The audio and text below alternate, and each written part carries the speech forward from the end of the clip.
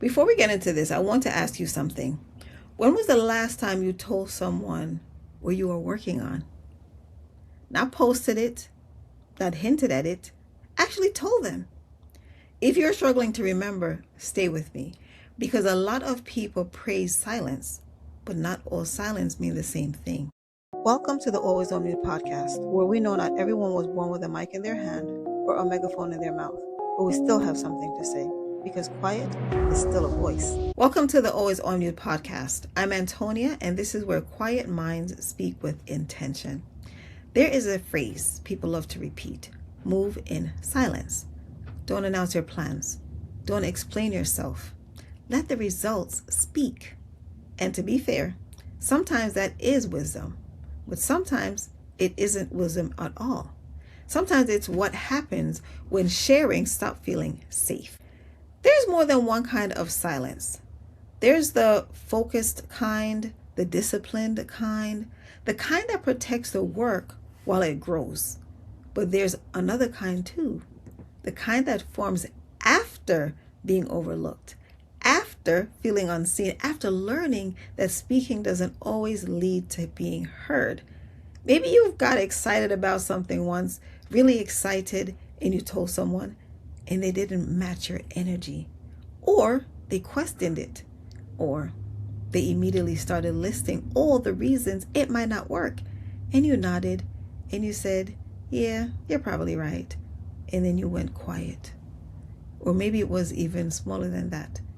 Maybe you just noticed over time that when you spoke, people moved on quickly, like your words didn't quite land the way other people's did. And eventually, you stopped starting sentences you weren't sure you would finish.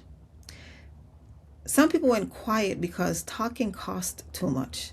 Not all silence is wisdom. Some of it is a scar tissue. There's a difference between privacy and pain.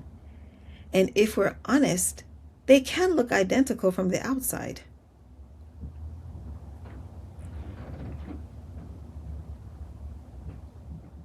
There was a time when I thought my silence was just who I was.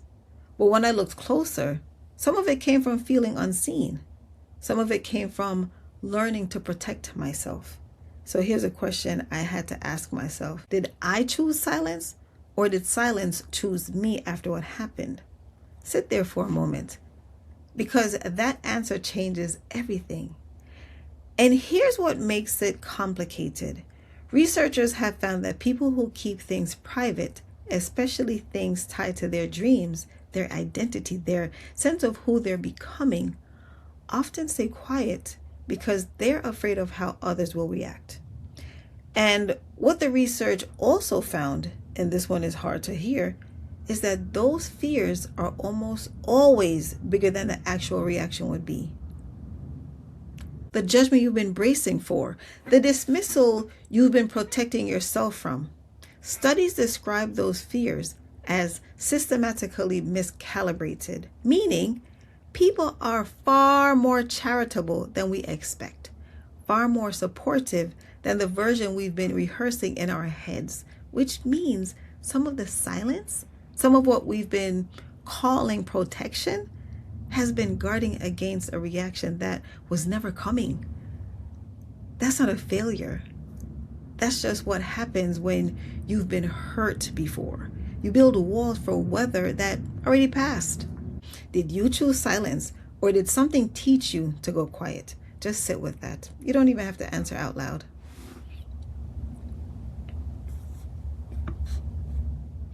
There was a time when I wanted to create, but I didn't want to be seen. So I started a Faceless YouTube channel. Who knew? Who knew would have led me to this? And I didn't start it because I had nothing to say, because visibility, for me, it felt like too much at the time. Later, I created Antonia's Blissful Corner and chose to show up differently. And that matters to me because growth does not always arrive all at once. Sometimes the first step is hidden. Sometimes confidence comes in stages. Sometimes you start where you can and become more visible later.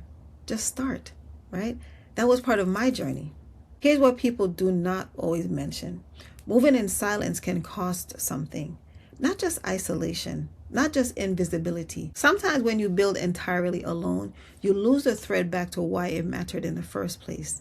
Even quiet people need to be known somewhere in the middle of the process. Not only at the finish line, in the middle, when it's messy, when it is uncertain. Think about what lives in your silence right now. The journal that never became a book. The business idea that's been sitting in your notes app for years. The conversation you scripted in your head and then decided wasn't worth having. The version of yourself you keep building in private because you've never been sure anyone was ready to meet her. Those things are not small. And the fact that no one knows about them doesn't mean they don't matter. It means they never got a chance to. There's also a specific kind of loneliness that doesn't get talked enough about. It's not the loneliness of being alone. Research describes it as the experience of being in a room full of people and still feeling completely disconnected. Can you relate? Because most environments reward performance over authenticity, breadth over depth, constant availability over thoughtful presence. And if you have spent years in spaces like that, silence stops feeling like rest. It starts feeling like the only honest thing left. And this is important. I'm not saying tell everybody everything. That's not the lesson here. Because it wasn't telling everyone to help me. It was being understood by the right person. A conversation with someone more experienced. Someone who understood my personality. Gave me clarity I couldn't get alone. Sometimes silence protects you. And sometimes the right conversation unlocks you. Who you share with, it matters. Next question. When you think about sharing what you're building, whose reaction are you actually afraid of? So no, moving in silence is not always wrong. Sometimes it's discipline. Sometimes it's discernment. Sometimes it's necessary. There is actually science behind this. A psychology professor at NYU, Peter Gollwitzer, studied what happens when people announce their goals versus keep them private. And what he found was counterintuitive. The people who kept their intentions private worked harder and longer towards their goals. The ones who announced them and received acknowledgement stopped earlier. Because when someone else recognizes your goal, your brain can start to feel like you already made it. Progress, we're done. Even when you haven't. We call it a premature sense of completeness. So yes, there is a version of silence that is strategy, that protects the work, that keeps the energy inside until it's ready. But there are two versions.